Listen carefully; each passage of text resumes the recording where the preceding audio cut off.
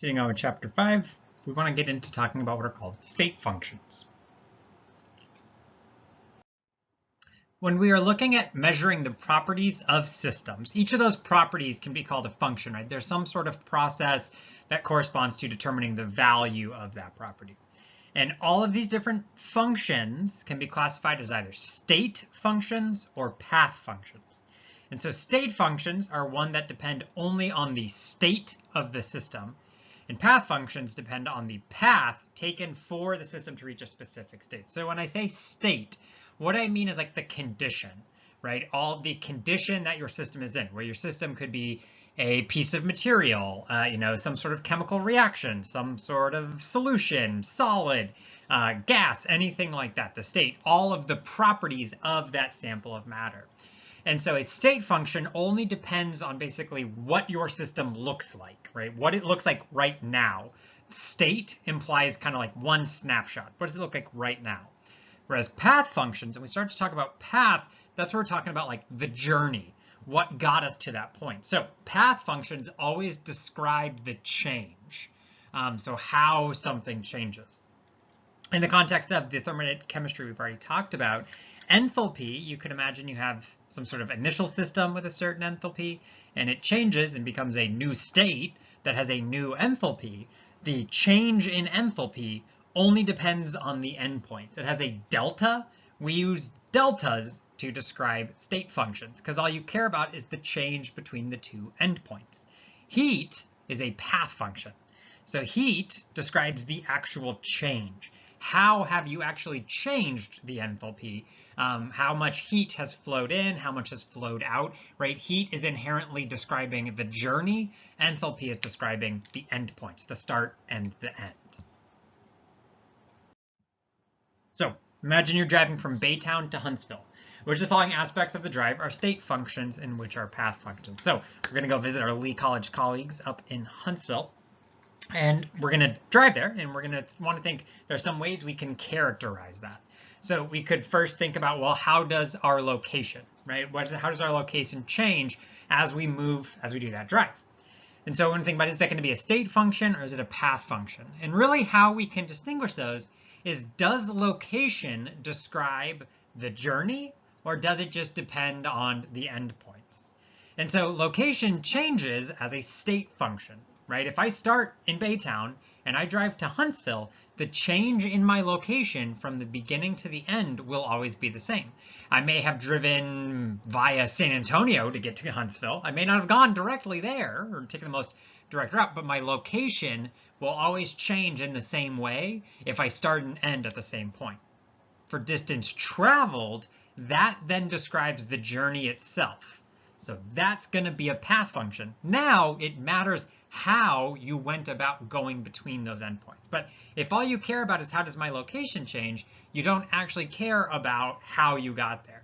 Elevation, that's also going to be a state function. There's an elevation in Baytown, there's an elevation in Huntsville. It doesn't matter if you take a road, you go to Big Bend and do some mountain climbing on your way there and have get up really high, or if you just go directly there. Your elevation, relative elevation changes only depend on where you start and end. But say you go through the mountains, your gasoline consumed is going to therefore vary. So that would be a path function. So when we're looking at state functions, we really only care about the beginning and the end. So all properties that we can directly measure are state functions because they depend on us measuring the properties of a state. What is the temperature right now? What is the volume right now? What is the pressure right now? There are state functions that we can't directly measure. Enthalpy, energy are state functions. But these are still things, whenever we see deltas, that always means it's a state function, that we're looking at change, because if you're looking at a change, you can characterize two different states, the initial and the final.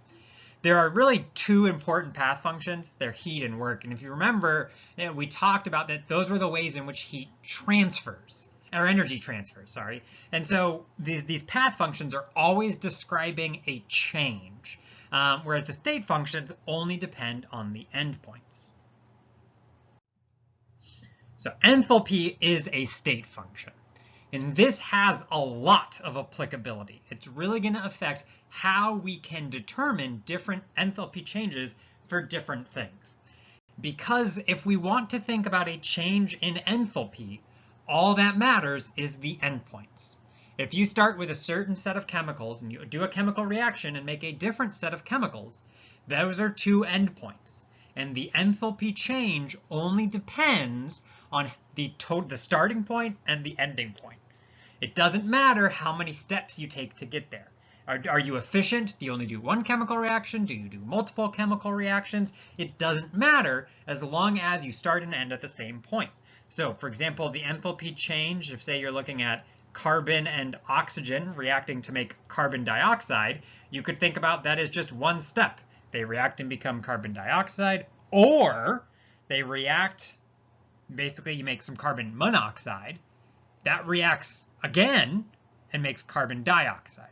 So you can think about this as it small changes to the chemicals, or is it overall big changes?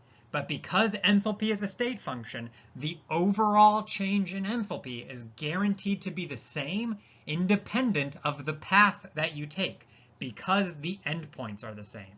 When the endpoints are just carbon and oxygen and just carbon dioxide. So we're going to use this in a couple different settings in this set of videos, where we talk about ways that we can calculate delta H's for different reactions based off things we know about other related reactions. Okay, first video done. Depending on when you're watching this, exam 2 is Thursday at 9 a.m. So if you're trying to get ahead, just be mindful. The exam is at 9 a.m. on Thursday. You want to make sure you're preparing for that. This material will not be on the test, only the chapter 5 stuff from module 5, the stuff we did in those, that the 616 participation, that material will be on the test, not this end of chapter 5. We're also going to do heat effects lab on Thursday on campus after that. Make sure you take care of the pre-lab and stuff beforehand. And then we have the participation 618 due for Friday. Campus is closed, college is closed because of the Juneteenth holiday, so we don't have any assignments due. We will have on Saturday the Module 6 homework and the post-lab due. So those will still be there. We're just not doing anything on Friday. So the Module 6 homework is still worth as much as all the other modules, but it only covers one set of videos, so it is a shorter assignment. Encourage you to do it. It's the best like kind of bang for your buck points-wise over on the homework. If you have any questions about anything, let me know. Otherwise, we've got to finish chapter 5 and start a little bit of chapter 6. See you in the videos.